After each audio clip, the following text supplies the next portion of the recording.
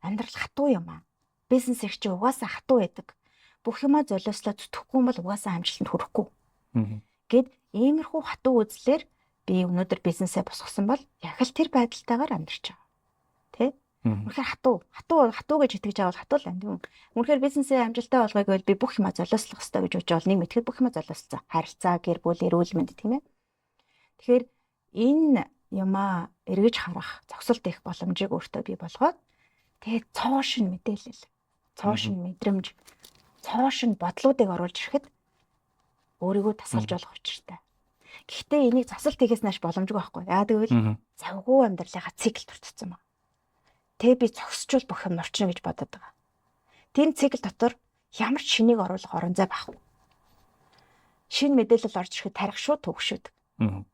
Юу яриад та надад ямар ч шинийг боловсруулах эрч хүч байхгүй байна, тийм ээ? Орон зай байхгүй байна.